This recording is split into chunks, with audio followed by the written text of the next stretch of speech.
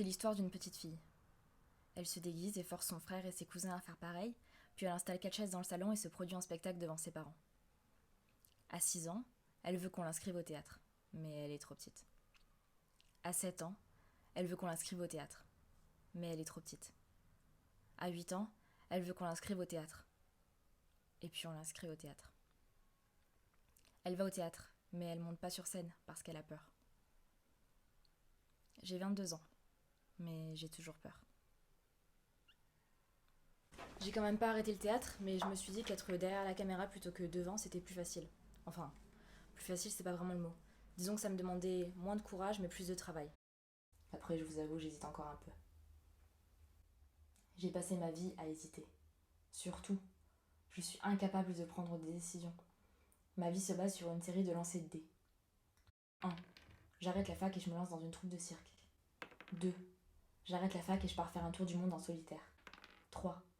J'arrête la fac et je bosse en tant que barmaid dans un bar miteux de Pigalle. 4. J'arrête la fac et je m'inscris au casting des Marseillais. 5.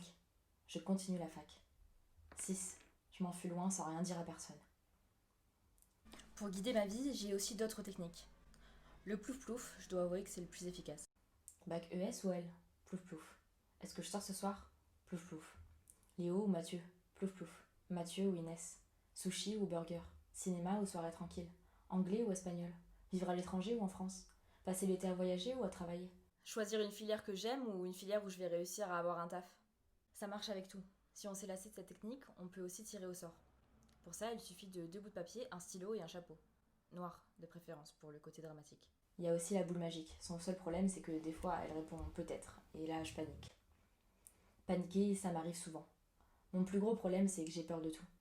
J'ai peur de pas réussir mes études et de devoir retourner vivre chez mes parents. J'ai peur de dire la phrase méchante de trop et de plus pouvoir retourner vivre chez mes parents.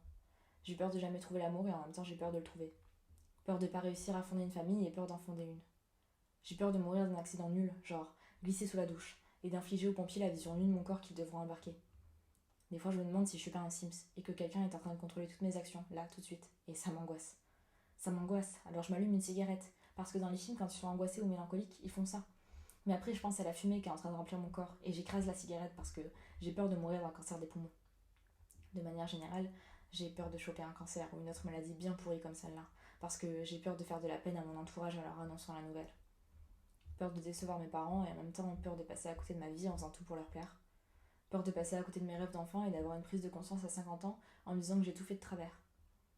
Faire les mauvais choix, même si je sais pas vraiment ce que ça veut dire, mauvais choix. Est-ce qu'il y a vraiment un bon choix et un mauvais choix? Une pilule rouge et une pilule bleue? Des bons et des méchants? Et si je fais ce fameux mauvais choix, est-ce que je pourrais pas revenir en arrière? Est-ce que ça sera scellé à jamais? Du coup, je fais pas de choix. Ou alors je choisis la pilule rouge le lundi, puis le mardi je change d'avis et je prends la bleue. Moi j'aimerais bien continuer à vivre dans le pays des merveilles, seulement je sais que je peux pas. C'est douloureux d'être une Alice dans le monde réel. J'ai peur de jamais vraiment savoir ce que je veux et qui je suis. En même temps, je me dis que si je savais, je deviendrais sacrément chiante. Pour remédier à l'angoisse, là aussi, j'ai plusieurs techniques. Je fais des listes. De tout et pour tout.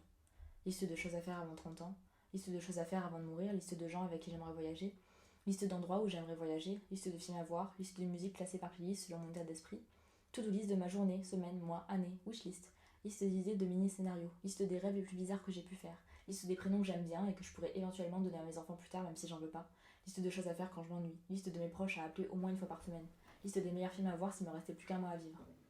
J'aime bien aussi m'imaginer dans des situations qui n'arriveront sûrement jamais. Par exemple, j'ai déjà écrit mon discours des Césars. Quand je prends le train, j'imagine que je suis filmée, et alors je colle mon visage contre la vitre pour me donner un air triste et pensif, et s'il pleut et qu'une goutte glisse le long de la vitre, alors là, c'est l'apothéose, le jackpot. Ça me fait du bien, en quelque sorte, de plus être moi à l'espace d'un instant. Ça apaise mon cœur et mon cerveau. C'est fatigant d'être jeune. En même temps, j'imagine que c'est fatigant d'être vieux aussi. C'est fatigant la vie. Je suis fatiguée d'avance devant les 80 ans qui me restent à vivre dans le meilleur des cas, un jour dans le pire. J'arrive pas à prendre ma vie au sérieux. J'ai du mal à m'imaginer dans 10 ans, alors quand on me demande quel métier je veux faire, je sais pas. Et puis vraiment, quand je sens que l'angoisse ne partira pas, que je suis en train de tomber inlassablement dans le trou du lapin, je m'installe dans un des fauteuils rouges d'une salle de cinéma et je me laisse engloutir. Je prends le Poudlard Express, je bois du champagne avec Gatsby, je traverse le royaume des morts pour rejoindre Emily, Je fête Noël avec les sœurs March. Je vis dans les mondes colorés et loufoques de Wes Anderson. Je visite la Terre du Milieu. Je deviens astronaute, danseuse étoile, voyageuse temporelle, princesse, star du Truman Show, follement amoureuse, guerrière, super-héroïne, gagnante du Tigre d'Or. Je visite l'Italie à bicyclette. Je vis toutes ces vies qui ne sont pas les miennes. Je redeviens cette petite fille qui crée des spectacles pour ses parents. Et je me rappelle pourquoi j'ai choisi de faire du cinéma.